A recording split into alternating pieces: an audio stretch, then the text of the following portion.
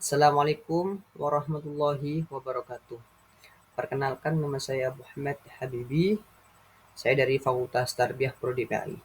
Di sini saya akan menjelaskan dari mata kuliah saya, yakni model dan strategi belajar mengajar, yang mana mata kuliah tersebut diampu oleh Bapak Dr. Ahmad Ihwanul Mutakin, MPDI.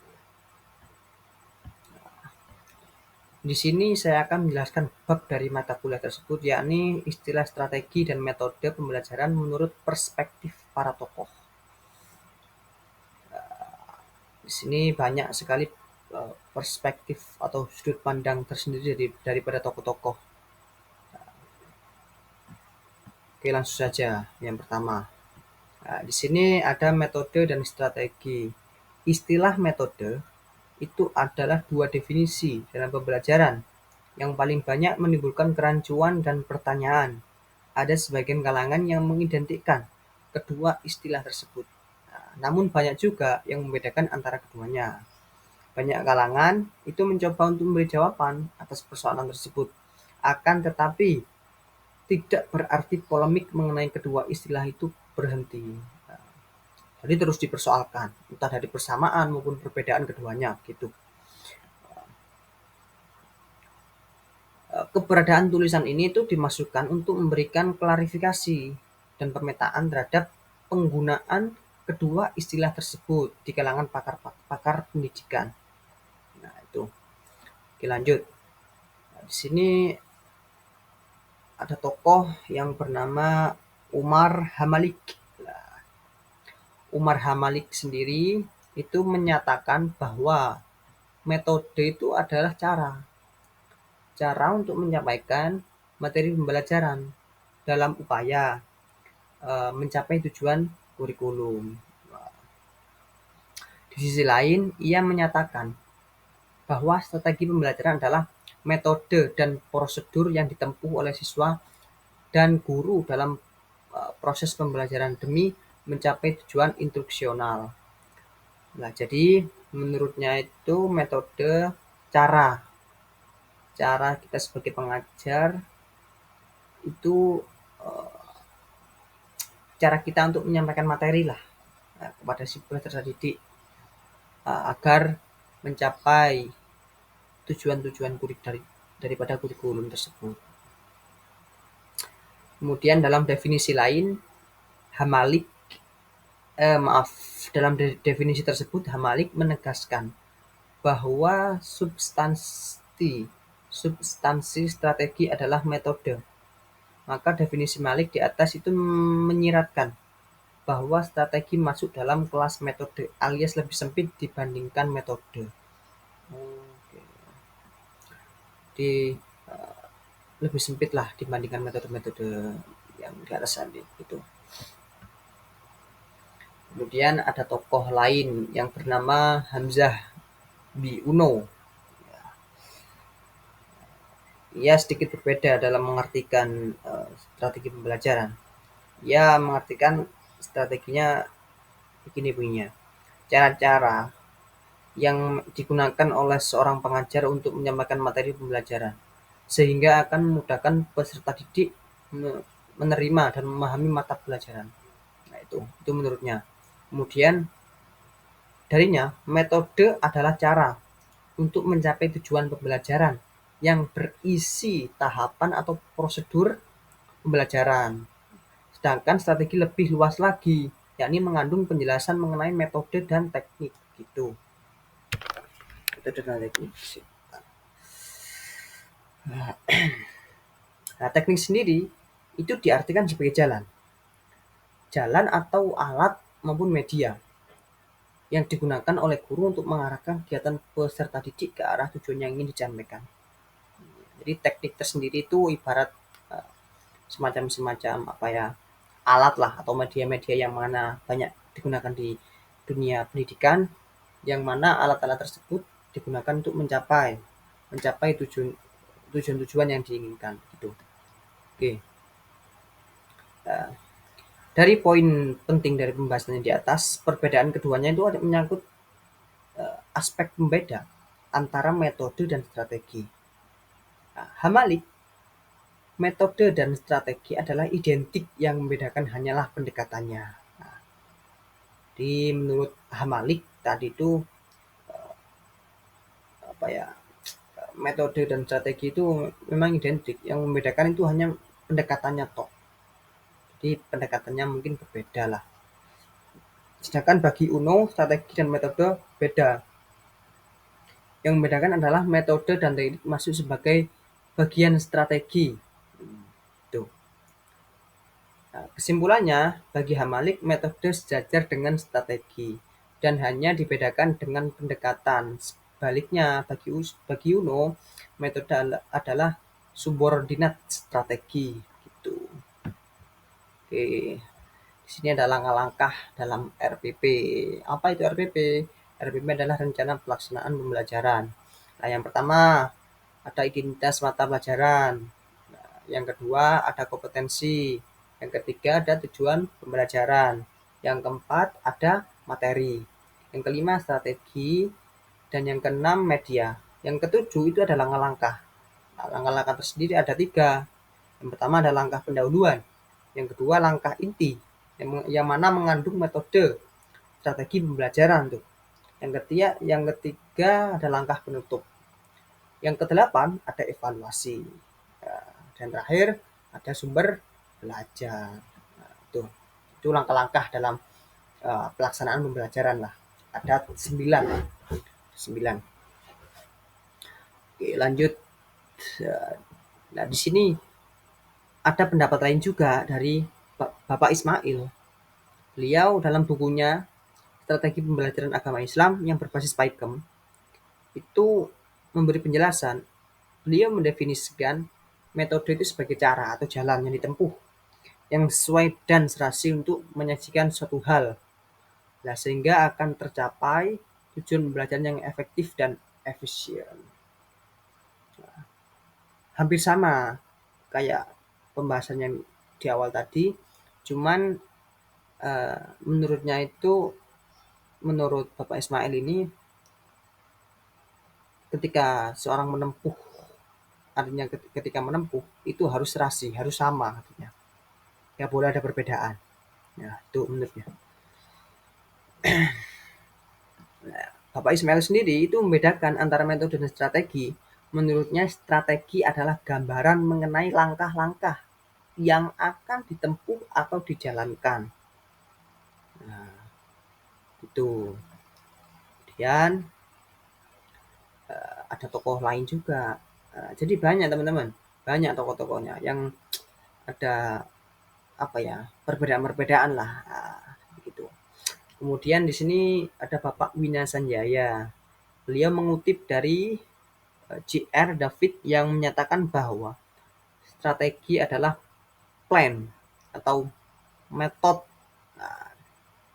metode or series of activities designed to achieve the particular education goal, yakni sebuah rencana atau metode atau serangkaian kegiatan yang yang dirancang untuk mencapai tujuan. Jadi agak-agak mirip ya. Sama-sama ditujukan untuk mencapai tujuan tersebut. Namun sebelum mencapai tujuan banyak tahap-tahapan, banyak strategi-strateginya gitu. Itu poinnya. Kesimpulan dari Bapak Sanjaya barusan itu hampir sama dengan David, tetapi ada perbedaannya. Definisi David meletakkan rencana dan metode maupun rangkaian itu kegiatan sejajar dan sederajat karena dipisahkan dengan konjungsi atau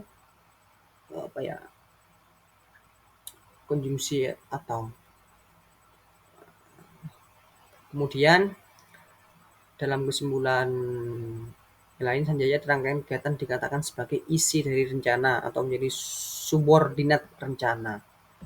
Nah, itu. Di sini ada strategi dan penjabarannya menurut Wina Sanjaya.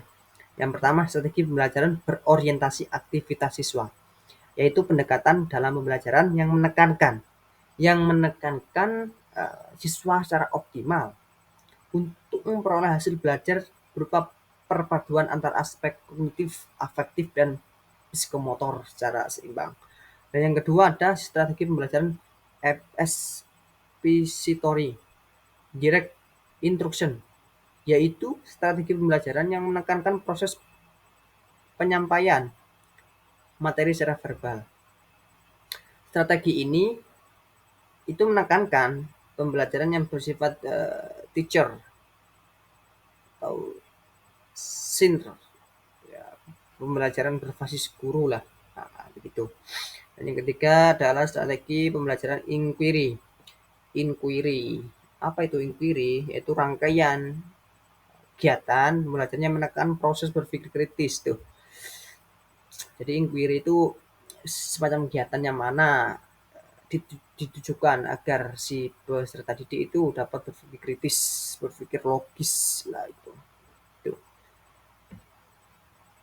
Nah, di sini yang keempat banyak ada strategi pembelajaran berbasis masalah, SPBM, yaitu banyak penjelasannya. Kemudian yang kelima adalah strategi pembelajaran peningkatan kemampuan berpikir, yaitu model pembelajaran yang bertumbuh kepada pengembangan kemampuan berpikir siswa melalui fakta atau pengalaman anak sebagai bahan untuk memecahkan masalah yang diajukan. Yang keenam, strategi pembelajaran kooperatif, yaitu rangkaian kegiatan belajar yang dilakukan siswa dalam kelompok-kelompok tertentu untuk mencapai tujuan pembelajaran yang dirumuskan. Nah, mungkin lebih mengutamakan kelompok lah agar mencapai tujuan pembelajaran yang dirumuskan begitu. Yang ketujuh ada strategi pembelajaran kontekstual, yaitu suatu strategi pembelajaran yang menekankan kepada proses keterlibatan siswa secara penuh untuk dapat menemukan materi yang dipelajari dan menghubungkannya dengan situasi kehidupan nyata. Yang terakhir, ada strategi pembelajaran afektif. Nah, Winasanya sendiri tidak memberikan definisi yang jelas, namun ia menyebutkan dua model strategi pembelajaran yang sikap, yaitu model konsiderasi dan model pengembangan kognitif. Itu penjelasannya. Kemudian di sini ada penjelasan lain mengenai strategi pembelajaran yang juga memosisikan strategi sebagai kerangka umum atau perencanaan, sebagaimana yang dikemukakan oleh Newman dan Morgan sebagai dikutip oleh segala memetakan unsur strategi pembelajaran keempat hal. Nah, ada 4 teman-teman. Nah, itu ada pengidentifikasian dan penetapan sebagai spesifikasi dan kualifikasi hasil yang harus dicapai dan mencapai sasaran usaha tersebut. Dan ada juga pertimbangan dan penetapan langkah-langkah. Ada juga pertimbangan dan pemilihan pendekatan utama yang ampuh untuk mencapai sasaran. Yang terakhir ada juga pertimbangan dan penetapan tolak ukur dan ukuran baku yang akan digunakan untuk menilai keberhasilan usaha yang dilakukan. Nah, jadi ada 4 teman-teman. Dilanjut. Nah, di sini ada unsur-unsur yang mana unsur-unsur tersebut memang sangat lazim lah yang terdapat dalam rumusan strategi pembelajaran. Yang pertama ada tujuan umum pembelajaran. Yang kedua ada penilaian, kemudian urutan belajar. Yang keempat pengelolaan kegiatan belajar. Yang kelima pengorganisasian. Yang keenam teknik. Nah, jadi banyak. Ini ada juga yang pertama ada tempat atau latar, kemudian waktu atau peristiwa pembelajaran. Nah, ini semua yang berjumlah 9 itu unsur-unsur yang mana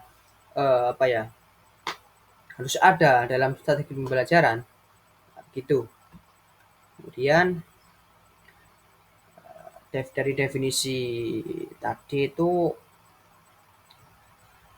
semakin kompleks atau objek yang harus didefinisikan, semakin diperlukan definisi yang sempurna. Dalam logika tradisional, definisi dibagi tingkatannya menurut unsur pembentuk definisi. Definisi yang paling sederhana adalah definisi nominal, yaitu definisi yang hanya dilakukan menjelaskan suatu pengertian dan pengertian lain yang umum diketahui orang. Nah, itu Kemudian tingkatan tertinggi itu definisi adalah definisi esensial. Apa itu definisi esensial?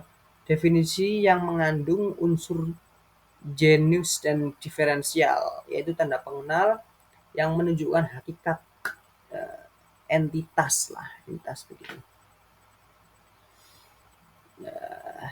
Ini juga penyamaan strategi dan metode tersebut dikuatkan dengan level pembelajaran yang disampaikan oleh Edward Anthony dalam konteks pembelajaran bahasan. Anthony membagikan level pembelajaran itu menjadi 3, yaitu pendekatan, yang kedua metode, dan yang ketiga teknik. Nah, itu. Nah, ini menurut Anthony.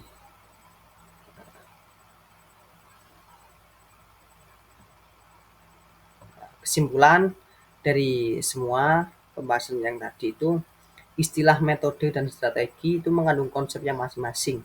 Jadi tidak semua sama. Banyak perbedaan di dalamnya. Itu. Persoalannya adalah konsep tersebut itu bersifat konstruktif, yang mana dirumuskan berdasarkan pemahaman mengenai substansi dan sifat khasnya. Begitu. Terakhir. Di sini ada quotes dari Mahatma Gandhi. Be the change that you wish to see in the world. Mari kita bersama-sama menjadi perubahan yang kita harapkan. Oke. Sekian dari saya. Kurang lebihnya mohon maaf. Sekian, terima kasih. Wassalamualaikum warahmatullahi wabarakatuh.